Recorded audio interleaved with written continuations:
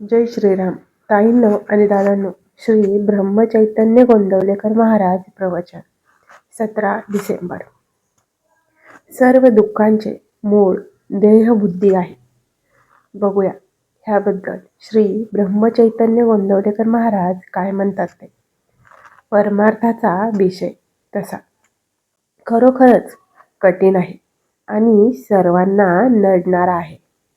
ज्याला हा विषय जाणून घ्यायचा असेल त्याला मी कोण हे जाणण्यापेक्षा मी कोण नव्हे हे जाणणे महत्त्वाचे आहे.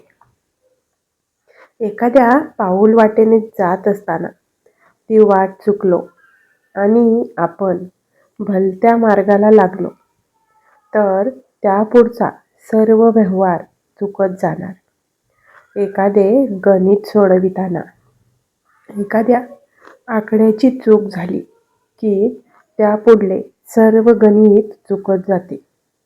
किंवा एखाद्या रोग्याचे निदान बरोबर झाले नाही तर मग त्या रोग्यावर केलेली औषध योजना फुकट जाते.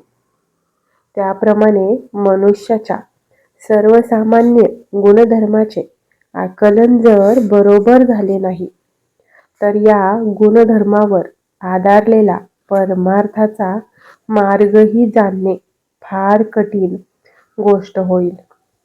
आपण आनंदी असावे, नेहमी आनंदात राहावे असे सर्वांनाच वाटते. हा झाला पहिला गुणधर्म. या आनंदात चिरंतन असावे, निदान आनंदाच्या अपेक्षेत तरी चिरंतन राहावे असेही आपल्याला वाटते. खरे म्हणजे मरण कुणालाच आवडत नाही. जगण्याची हाव किंवा चिरंतन राहण्याची आवड आपल्याला सर्वांनाच असते. परमेश्वर आनंदरूप आहे, तो चिरंतन आहे. आपल्या ठिकाणी तो अंशरूपाने असल्याने आपल्यालाही तसे राहणे साहजिकच आवडते. पण आपली मुळात वाट चुकली आणि म्हणून त्यापुढचे सर्व व्यवहारही चुकत गेले. एखाद्याच्या परसातले झाड पडल्यावर तो माझे झाड पडले असे म्हणतो, परंतु त्याचा देह पडल्यावर त्याचे शरीर पडले असे नाही आपण म्हणत. तो मेला असे म्हणतो. म्हणजेच मुळात चूक ही की आपण स्वतःलाच देह समजूनच राहतो. देह माझाच समजून त्याच्यावर प्रेम करतो, ही पहिली चूक. नंतर या देहाचे गुणधर्म म्हणजे विकार आपल्याला चिकटल्यावर त्यांचीच जोपासना करतो, ही दुसरी चूक. एकदा हे विकार चिटकल्यावर त्यांची वाढ न थांबविता ते नेतील तिकडे त्यांच्या पाठीमागे जाणे आणि त्याकरिता वेळप्रसंगी आपली बुद्धीही गहाण टाकणे, ही तिसरी चूक. अशा रीतीने चुकांनी चुका वाढत जाऊन आयुष्यातले गणित मग साफ चुकते. एखादे झाड तोडायचे असेल तर प्रथम त्यांच्या फांद्या तोडाव्या लागतात आणि नंतर बुंदा तोडतात. तसे नीतिधर्माने वागणे म्हणजे देहाला लागलेल्या विकारांच्या फांद्या तोडण्याप्रमाणेच आहे. दुसरी योजना म्हणजे सगुण भक्तीची. सगुण भक्ती करताना माणूस क्षणभर का होईना स्वतःला विसरतो आणि मी तुझा आहे असे म्हणतो.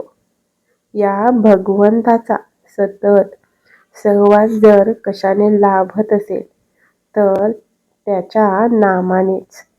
या नामाच्या सहवासात राहिल्याने देहावरचे प्रेम आपोआप नष्ट होईल आणि मग देहाने मांडलेल्या प्रपंचावरचेही प्रेम कमी होईल. पुढे त्याला सर्वत्र परमेश्वरच दिसेल. तेव्हा आतापासून मी राहीन तर नामातच राहीन असा निश्चय करा. मला खात्री आहे राम तुमच्यावर कृपा करील. बोधवाक्य: मी कोणीच नाही, सर्व राम आहे आणि मी रामाचा आहे या गोड भावनेत आनंदात राहा. प्रवचनाच्या शेवटी आपण सद्गुरू ब्रह्मचैतन्य गोंदवलेकर महाराज यांच्या नामाचे नामस्मरण करूया. श्रीराम जय राम जय जय राम. श्रीराम जय राम जय जय राम. श्रीराम जय राम जय जय राम. श्रीराम जय राम जय जय राम. श्रीराम जय राम जय जय राम. श्रीराम जय राम जय जय राम.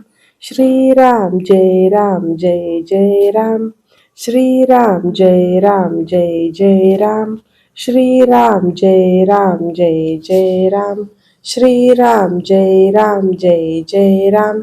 श्रीराम जय राम जय जय राम. अयोध्येचा राजा आणि आपल्या सर्वांचे आराध्य दैवत म्हणजेच भगवान श्रीराम आणि श्री ब्रह्मचैतन्य गोंदवलेकर महाराज यांच्या चरणी नमन करून मी आजच्या प्रवचनाचा शेवट करते. धन्यवाद.